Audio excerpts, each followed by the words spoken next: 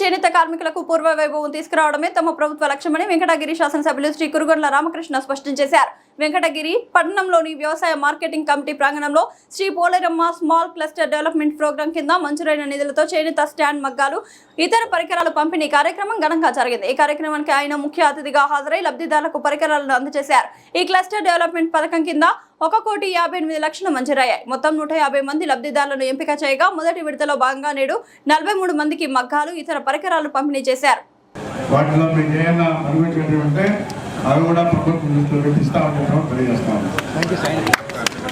అదేవిధంగా ఈ కూటమి ప్రభుత్వం వచ్చిన తర్వాత ఇచ్చిన మాట ప్రతి మాటను నిలబెట్టుకుంటూ ముందుకు సాగుతుంది. అలాగే మా నాయకుడు నారా చంద్రబాబు నాయుడు గారు సమక్షంలో అభివృద్ధి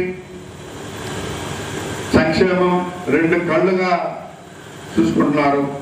ఎన్నికల సమయంలో మన కూటమి ప్రభుత్వం ఇచ్చినటువంటి హామీలన్నీ కూడా భాగంగా చేనేత రంగానికి ఆదుకోవడానికి లక్ష్యంగా ఈ పథకాలను అమలు చేస్తున్నాం.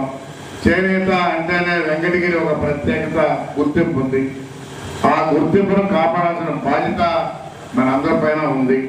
ఇప్పుడే చెప్పారు, మంచి రకాలు నేస్తారు, వెంకటగిరి శారీస్ అంటే మంచి పేరున్నది. అదేవిధంగా చేనేత కార్మికులకు కష్టాలను దృష్టిలో పెట్టుకొని ప్రతి నెల చేనేత మగ్గాలకు 200 యూనిట్లు, మరమగ్గాలకు 500 యూనిట్లు ఈరోజు ఉచితంగా విద్యుత్ ఇస్తున్నాం.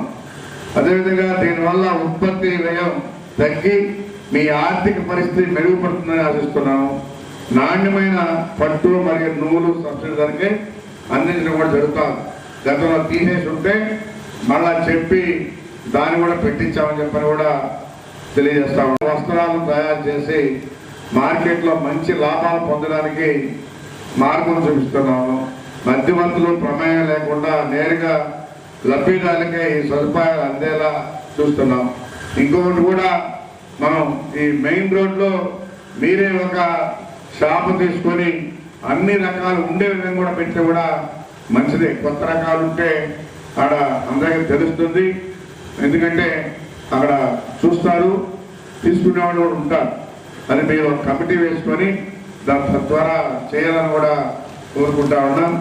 అదేవిధంగా ఈరోజు మనం 1,58,00,000కి మన వెంకటగిరికి శాంక్షన్ అయినాయి.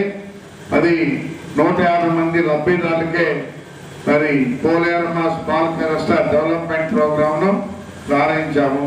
తద్వారా అందరికి కూడా ఇస్తామని చెప్పని కూడా తెలియజేస్తా ఉన్నాం.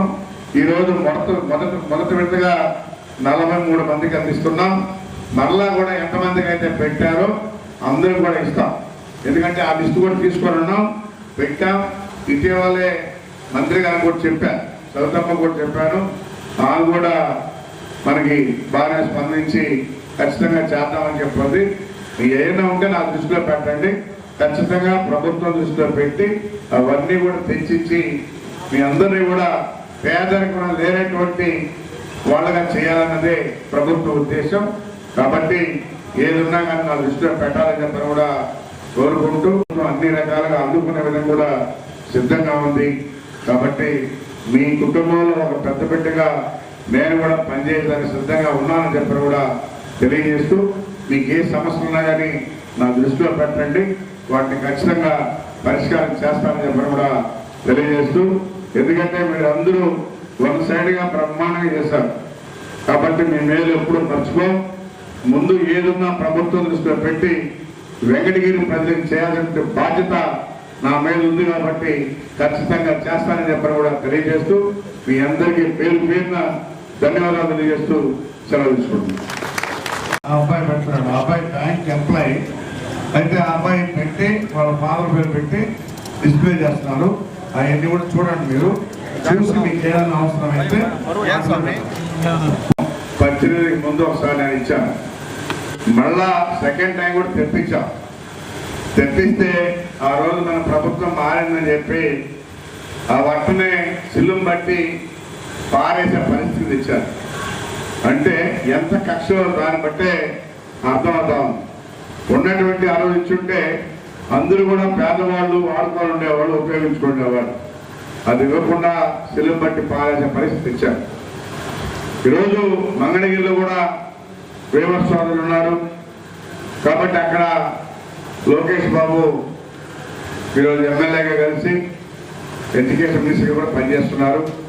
అందుకని ఆయన కూడా, ఎందుకంటే మీ మీద మొత్తం ఎక్కువే, ఏదో ఒకటి చేయాలి, వీళ్ళకి ఏ విధంగా చేస్తే ఆదాయం వస్తుంది అనేది ఆర్టిస్టులు కూడా చెప్తా ఉంటారు.